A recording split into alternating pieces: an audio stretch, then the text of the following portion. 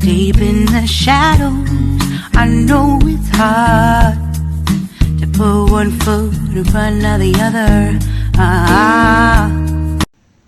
Hello guys, good morning. Ayan, magluluto tayo ngayon dito sa ating kusina ulit, again and again. Magluluto tayo ng buttered crab. Ayan, simpleng luto lang po to, ala Marchie Vlog. Tara! Ayan, ito yung ating butter guys. Butter, tapos ito yung ating crab. Pinakuluan ko na po yung crab para kahapon. Kagabi ko pa kasi, kahapon ko pa kasi binili. Ayan, mainit na yung ating kawali. Kanina pa yan nakasalang. Ito yung ating garlic. Ayan.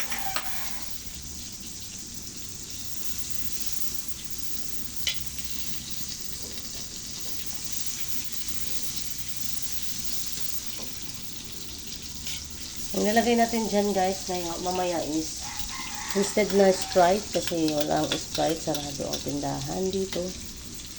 So, meron naman ako ditong konting Coke.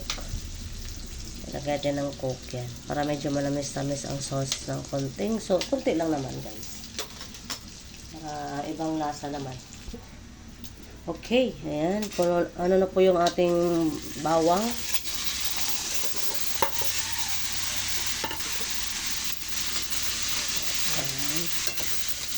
Ang ating bawang ay nag-golden brown na. So, ilagay na natin yung ating crab.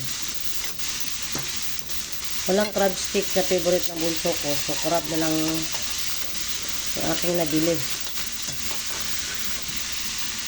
Totoong crab na to.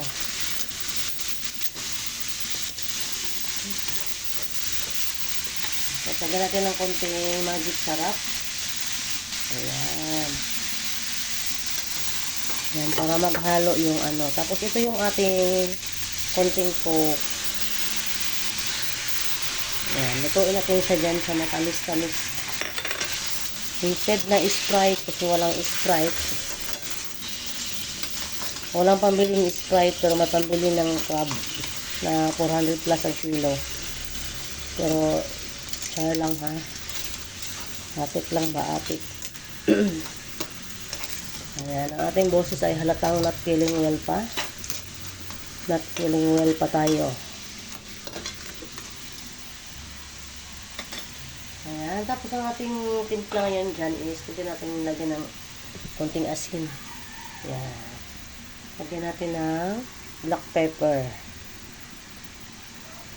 Ating kalaban sa ating sainos, black pepper.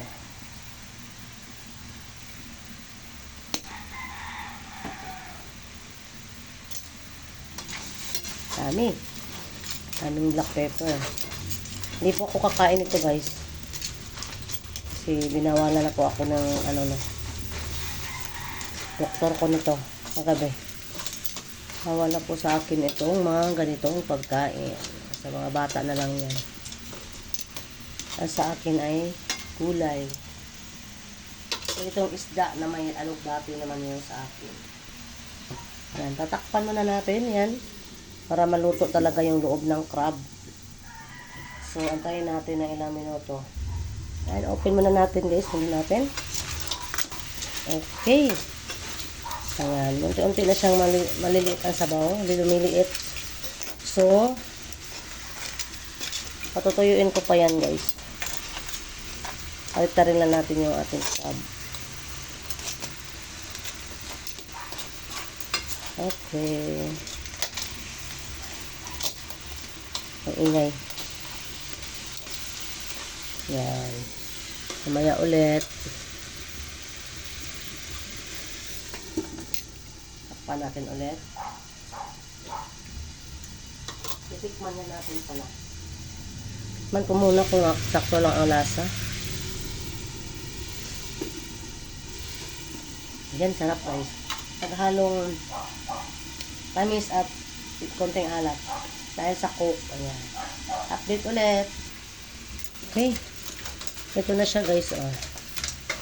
Try ko. Mama pa yung kamay ko sa kawali. Init ko na. Init pala yun. Alright. Madali lang siya lutuin guys. Kasi pinakuluan ko na rin yan kagabi. Tapos nalagay ko sa freezer. Yan. Update ulit. Pinaliktad ko lang siya, oh. Update. Oh, hininaan ko lang yung apoy, guys. Para ma-absorb ng ating crab ang lasa sa loob. Right. Actually, mabilis maluto yan. Pero sinisigurado ko lang na lutong-luto siya. Okay. Wow. Ayan na po, guys. Parang yung butter na lang ang natira dyan.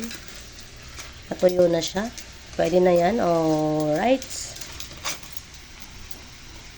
Lipat na natin sa ating lalagyanan.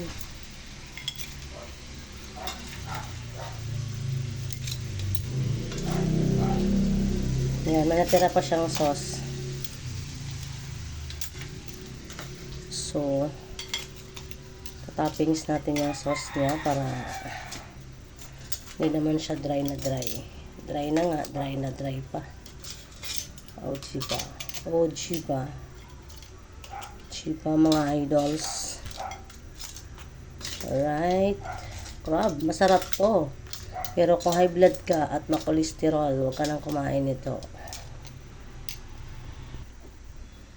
Yan, itatoppings natin yan kasi ano yan, butter at saka butter na may konting coke nuts at saka garlic. Yan po yung nagpapalasa sa ating buttered crabs and with garlic flavor. Okay. Ayan na, guys. Yan po yung ating finished product ng ating buttered crab with garlic flavor. Ayan, kainan na. Tara na, guys. Bye-bye. Thank you always sa support ng aking vlog, ang Margie Vlog. Okay, mainit. Thank you, bye-bye.